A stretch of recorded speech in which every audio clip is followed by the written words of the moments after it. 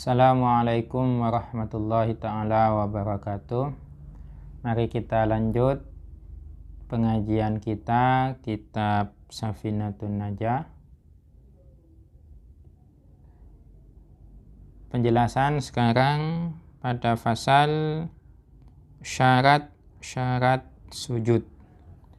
Bahwa kita ketika sholat itu salah satu rukunnya sholat itu kan ada sujud. Nah, ketika sujud itu harus bagaimana agar supaya sujudnya sah? Kalau sujudnya sah, ya sholatnya sah. Tapi kalau sujudnya tidak sah, ya otomatis sholatnya juga tidak sah. Bismillahirrahmanirrahim. Ila hadratin Nabiyil Mustafa Sayyidina Muhammad wa ala alihi wa sahbihi.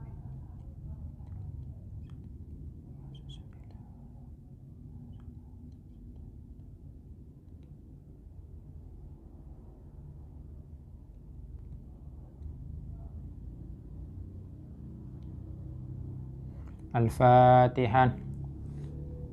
Bismillahirrahmanirrahim. Alhamdulillahi rabbil alamin. Iyyaka na'budu wa iyyaka nasta'in. Ihdinas siratal mustaqim.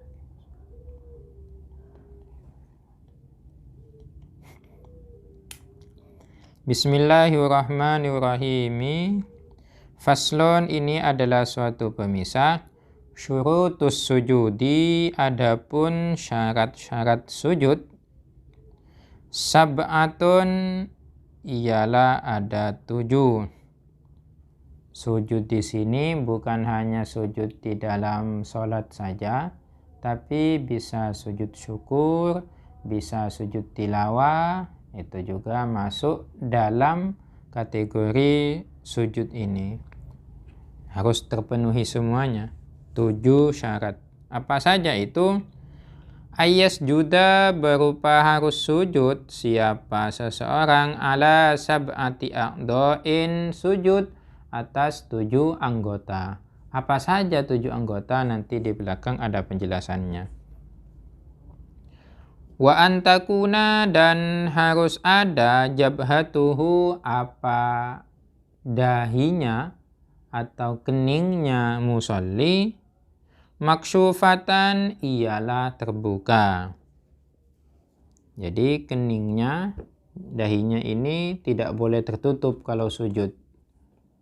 Jadi makanya kalau pakai mukenahnya jangan sampai tertutup begini. Pakai peci pun juga sama, jangan begini. Gini sujudnya tidak bisa. Nah, jadi maksyufatan harus terbuka. Nah, ini dia. Pakai surban pun juga seperti itu, jangan sampai menutupi keningnya, tapi ya sampai di atas saja. Kening itu batasannya kening di mana teman-teman? Ya ini, dari tempat tumbuhnya rambut di atas sampai ini tempat alis ini. Apa? Alis ya, bulu alis, sampai alis. Dari sini sampai sini ini alis, sampai alis. Pinggirnya ini, pelipisnya ini, ini sampai sini. Lah gini, ini semuanya kening, jadi bebas di sini intinya sujudnya. Jadi kalau sujud bukan gini ya, bukan pipinya ini ditempelkan, bukan pipinya, tapi keningnya. Nah itu yang pertama, keningnya harus terbuka, tidak boleh tertutup apapun. Wattahamulu bira'sihi, dan memberatkan kepada kepalanya. Memberatkan kepalanya artinya kepalanya ketika sujud ya diletakkan semuanya, jangan diangkat ketika sujud. Jangan diangkat gini ya, dilepas semuanya, sudah beratnya kepala ini dilepas, enggak usah ditahan-tahan. Wa adamul huwiyyi li ghairihi, dan tidak ada turun untuk selain sujud. Jadi ketika sujud itu tujuannya memang untuk sujud, bukan untuk yang lain. Kalau tujuannya seumpamanya mau ngusir ular, karena ada ular di depan, kemudian kita sujud mau diusir. Ya tidak seperti itu. Tapi gimana ya, memang mau sujud itu. Wala yasjuda ala syai'in yataharraka biharakatihi. Yataharraku. Wa alla yasjuda, dan tidak sujud siapa musalli ala syai'in atas sesuatu apa saja, bisa kain dan semacamnya. Yataharraku, yang bergerak apa syai' itu, sesuatu itu, biharokatihi, sebab geraknya musolli. Jadi seorang musolli ketika sujud itu tidak sujud ke sesuatu yang ikut bergerak ketika sholat. Contohnya apa? Contohnya surban. Nah, ini contoh saja ya. Surbannya panjang. Nah, kesininya. Kemudian ketika mau sujud, surbannya kok ke depan. Ketika sujud, surbannya ke depan sini. Kemudian kita sujudi. Nah, ke kepala, ke kening kita. Itu tidak boleh, tidak sah sujudnya.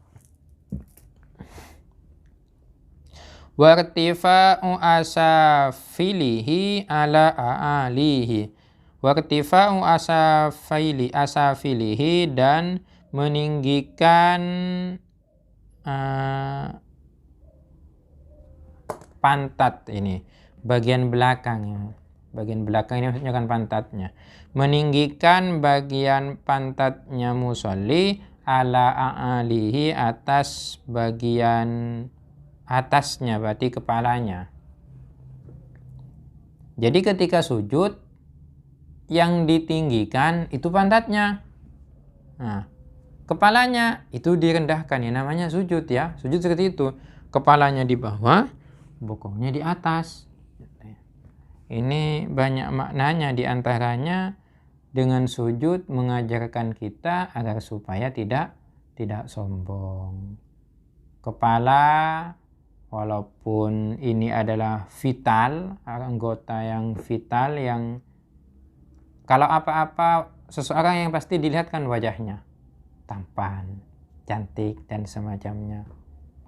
Tapi terkadang itu harus direndahkan agar supaya tidak sombong. Tidak hanya mengedepankan kecantikannya, tidak hanya mengedepankan ketampanannya, tapi yang lebih penting apa? Adalah tawaduknya, adalah akhlaknya itu. Biar kita mengurangi rasa sombong kita. Makanya sujud. Kepala yang tinggi direndahkan, bokongnya itu dinaikkan.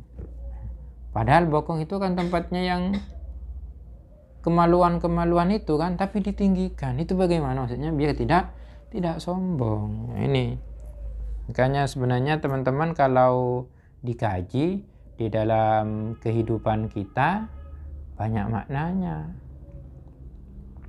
Gerakan di dalam sholat itu semuanya syarat dengan makna, makanya harus dikaji. Yang ketujuh, syarat yang ketujuh, wattuma'ninatu fihi, dan diam sejenak atau tenang ketika sujud. Nah, tenang dulu, diam dulu ketika sujud, diam dulu, baru duduk. Jangan langsung seperti itu. Apa saja anggota wudu? Khatimatun, penutup. A'dha'us sujudi, ini tentang anggota sujud. A'dha'us sujudi, adapun anggota sujud, sab'atun, ialah ada 7. Syaratnya sujud itu ada 7, anggota sujud juga ada 7. Al-jabhatu, yang pertama berupa apa? Kening. Sudah tadi, kening. Dahi. Wa butunul kaffaini, dan bagian dalamnya telapak tangan. Ini. Ya, ini ya. Wa rukbatani, dan 2 lutut. 2 lutut. Berapa sudah? Kening 1, perutnya bagian dalamnya telapak tangan 3, lutut 5. Kemudian wa butunu asabi'i